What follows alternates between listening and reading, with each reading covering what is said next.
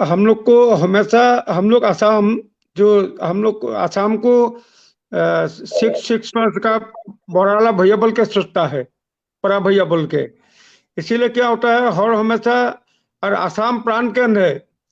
ये हर स्टेट असम में नहीं आएगा, असम का बीच से नहीं जाएगा, असम का साथ बातचीत नहीं होगा, लेकिन चलना सकेगा नहीं। और हर स्टेट का लिए जितना सामान उमान है सो असम का बीच से ही जाता ही है। इसीलिए हर हमेशा हम लोग सोचता हूँ भाई भाई का तौर पर रहूंगा। लेकिन मैं देखता हूँ क्या होता है, जो प्लेन जगह जहां में होता है वहां में डेवलपमेंट ज्यादा होता है। इसीलिए क्या होता है, उन लोग डेवलपमेंट के लिए सीधा नीचे में आ जाने के लिए कोशिश करता है। जो खेत होता है, धान खेत आउट खेत, ये सब तो नीचे में हो जाता है जमीन पर। तो उन लोग धान काटने का समय में आकर अपना से नागालैंड का आदमी लोग अपना से आके धान काट के ले जाता है। सरकार का कुछ कमजोर है, सही बात। मैं कोई सरकार का नाम नहीं लूंगा, लेकिन मैं कांग्रेस का सरकार में भी देखा हूँ, आसाम एजीपी सरकार का भी देखा हूँ, बीजेपी को भी देखा हूँ। जो बॉर्डर में वाला जितना आदमी है, उन लोग को सुरक्षित करने अभी तक नहीं सका हुआ है। हर आदमी, हर व्यक्ति ने अपना अपना डिसीजन दिया हुआ है, अपना अपना बोल रहा है। सभी अपना तौर पर से अच्छा बातें बोल रहा है, बात सही है। लेकिन जो सदिच्छा है वो सेंट्रल गवर्नमेंट का नहीं होगा। और असम गवर्नमेंट का भी सदिच्छा चाहिएगा, सेंट्रल गवर्नमेंट का सदिच्छा चाहिएगा, तब तो ये कुछ एक तो लाइन में आएगा। ये बड़ी दुख का बात है। असम का मेरापनी में जो गड़बड़ हुआ था, नागालैंड का साथ में जो लड़ाई हुआ था, असम पुलिस का बहुत आदमी चला गया, 23-24 आदमी चला गया है। उसी समय हम वहां में था, हम पुलिस में नौकरी किया था, उसी समय देखा हूँ। अभी भी नागालैंड से क्या होता, आदमी आता असम का खेत खेत से गाय बकरी छोकरी तान के खींच के लेके जाता है, फिर झगड़ा शुरू हो जाता है। रास्ता में क्या होता है, समन्वय करने के साथ में असम का आदमी को नुकसान हो जाता है। मैं कोई स्वार्थपर का से बात नहीं बोला हूँ, ये जो देखने वाला बात है, होने वाला बात है, हमेशा चल रहा है, बात दिखा दिया हूँ। और हम लोग कोई कल्चरल प्रोग्राम होता है, हम लोग सबसे पहले ट्राइबल हिल्स, बाकी हमारा जो 7 सिस्टर्स है, उन लोग को फर्स्ट प्रीफर करता हूँ। कोई भी कल्चरल प्रोग्राम होता है तो उन लोग को फर्स्ट चांस देता है, ताकि उन लोग खुशी रहो, सुखी रहो, शांति रहो, हम लोग का साथ रिलेशन होते रहो। लेकिन कुछ जितना ही ये सब करने चाहता हूँ, हम लोग कर रहा हूँ, लेकिन रिजल्ट हमेशा उल्टा हो जाता ही है। जो खास करके बॉर्डर में जो बचने वाला आदमी है ना, और हमेशा सबका दुख रहता है, भय रहता ही है। कब जग रहेगा, कब गोली फूटेगा, कोई मालूम नहीं होगा, ऐसा हालत है। खास करके हमारा मालूम नहीं ये हम लोग का तो से कोई किसी का फायदा हुआ कि नहीं होगा, लेकिन होना चाहिए। सरकार बहादुर, जो खास करके आसाम का सरकार भी इस सब में ध्यान देना चाहिए। और जो मेघालय, अरुणाचल, इस सब को सरकार भी, क्योंकि एक सरकार जो चल रहा है, बीजेपी सरकार जहां जहां में है वहां में आसान होना चाहिए, लेकिन होता तो नहीं है अभी तक। होना चाहिए। जी पवित्र शर्मा जी, बहुत बहुत धन्यवाद। आप हमारे साथ जुड़े और पूरे पूर्वोत्तर भारत की व्यथा को आपने रखा। बड़े भाई को हमेशा ही शहादत देनी पड़ती है, कुर्बानी देनी पड़ती है, उसके बड़प्पन का तकाजा भी है। और अजित कुमार सिंह जी ये समापन वक्तव्य दें, उससे पहले हम चाहेंगे कि श्री प्रकाश मिश्र जी अपने अनुभवों से इस समस्या का समाधान कैसे निकाला जा सकता है। हम लोग ये हमारी तीनों सरकारें, जहाँ पर कि भारतीय जनता पार्टी का ही नेतृत्व है, वो ये कैसे बढ़ सकती समाधान की तरफ जी, ऐसा है कि बॉर्डर की समस्या तो बॉर्डर को डिमार्केट करने के लिए केंद्र सरकार के द्वारा कोई कमीशन बना करके ही किया जा सकता है। अगर राज्यों के स्तर पर होगा तो हर राज्य अपने फेवर के लिए खींचातानी करेंगे। इसलिए ये जिम्मेदारी केंद्र सरकार की है कि वो बाउंड्री को तय करने के लिए एक निष्पक्ष कमीशन को बनाए। ये तो मुख्य बात है। एक और बात है, जैसा कि पवित्र जी ने बतलाया ये बिल्कुल सही बात है कि हिल ट्राइब्स में कुछ एग्रेसिव ट्राइब्स हैं जो कि प्लेन ट्राइब के लोगों को तंग करते हैं, उनके यहाँ हमला करके उनके एसेट्स को, उनके गाय बकरी जो कह रहे हो, ये बिल्कुल होता है। इसका एक मनोवैज्ञानिक कारण भी है। ये जो इनर लाइन का जो चक्कर है नागालैंड और अरुणाचल प्रदेश में, इसके नाते वहाँ के लोग अपने को सेग्रीगेटेड अनुभव करते हैं और उसका परिणाम एक तरह के सुपीरियरिटी कॉम्प्लेक्स और एक दूसरे तरह की इन्फीरियरिटी कॉम्प्लेक्स में वह रूप लेती है। सुपीरियरिटी कॉम्प्लेक्स के नाते हुए प्रिविलेजेस की मांग करते हैं और इन्फीरियरिटी कॉम्प्लेक्स के नाते हुए हमला करते हैं, और दोनों का मिला जुला रूप जो है वो इंसर्जेंसी के की तरफ ले जाता है। एक तीसरी समस्या जो वहां पर है आसाम की, वो आइडेंटिटी की समस्या है। जो लोकल असमिया आदमी को ये लगता है कि बाहर के लोगों की संख्या इतनी ज्यादा उनके यहाँ बढ़ती चली गई है कि असमिया लोग स्वयं आसाम में एक माइनॉरिटी बनते जा रहे हैं। उनका कल्चरल आइडेंटिटी जो है वो ब्लर, वो धुंधली होती चली जा रही है। तो इसके भी नाते ये एक साइकोलॉजिकल यानी असर पड़ता है। लेकिन जो ये मेघालय और आसाम वाली जो कल की घटना है, इसके बारे में मैंने पता किया और ये शुद्ध स्मगलिंग और रिश्वत लेने की समस्या है। असमिया पुलिस जो कि वहां पर वो रक्षा करती थी जंगल को, उनको जो पहले कट मनी मिलता था वो उसमें इजाफा चाहते थे।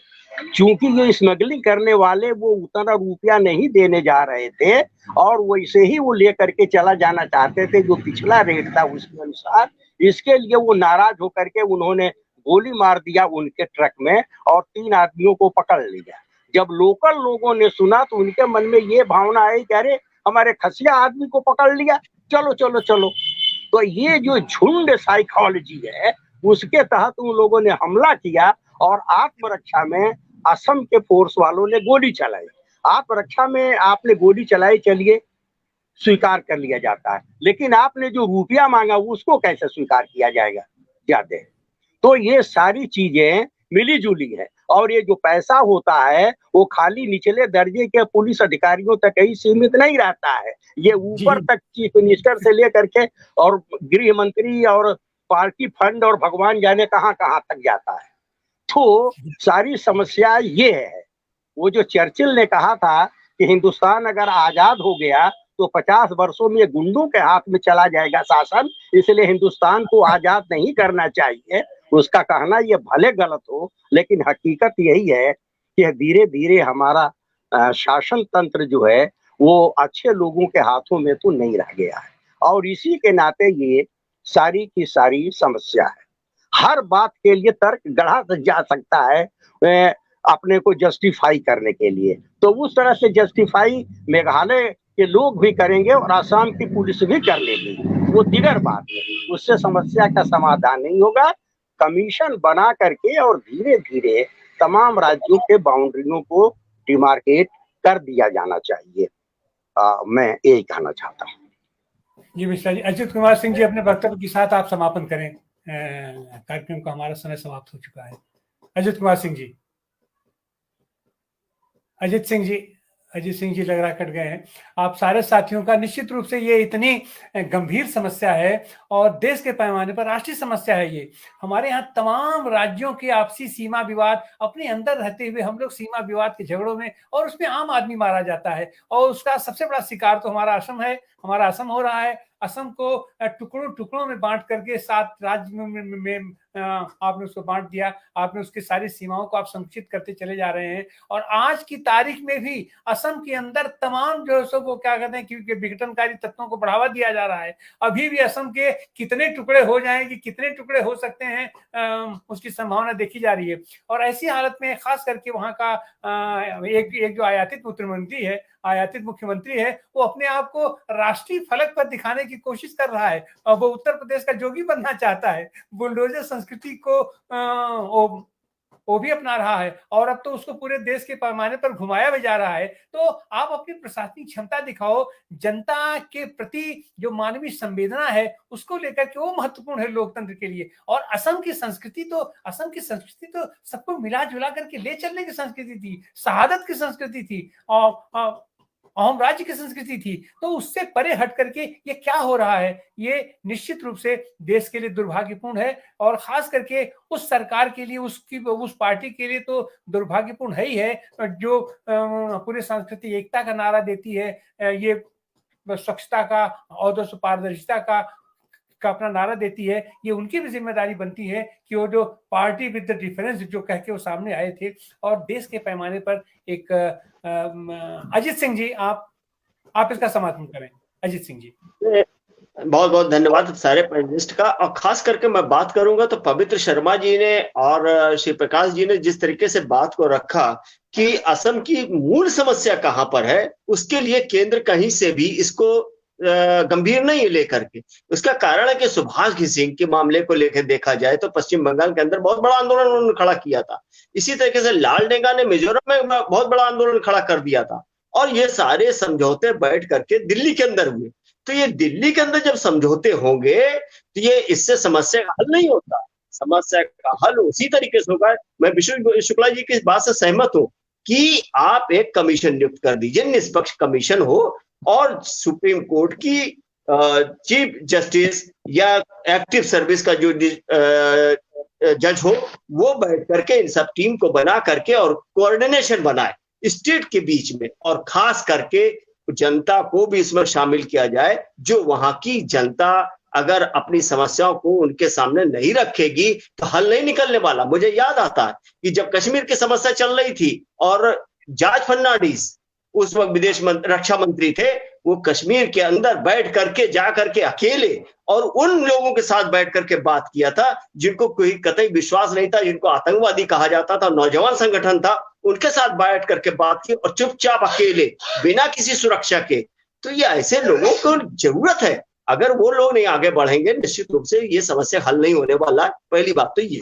दूसरी बात, अब इस समापन में ये बात कहेंगे कि हालात बिगाड़ने के लिए केंद्र भी उतना जिम्मेदार है जितने राज्य के हैं, क्योंकि ये राज्य और केंद्र किसी कीमत पर ये नहीं चाहेंगे कि पूर्वोत्तर का मसला किसी तरीके से भी हल हो। चाहे वो कावेरी विवाद हो, वो भी सुप्रीम कोर्ट में चला जाएगा, स्टेट के बीच का झगड़ा हो तो भी सुप्रीम कोर्ट में चला जाएगा। तो इससे हल नहीं निकलने वाला, सालों साल इस तरीके से चलते रहेंगे और मारी जाएगी केवल जनता इस बात पर कि ये झगड़ा जनता के बीच का है, कुछ लोग के बीच का है, स्मगलिंग के बीच का है, भ्रष्टाचार के बीच का है।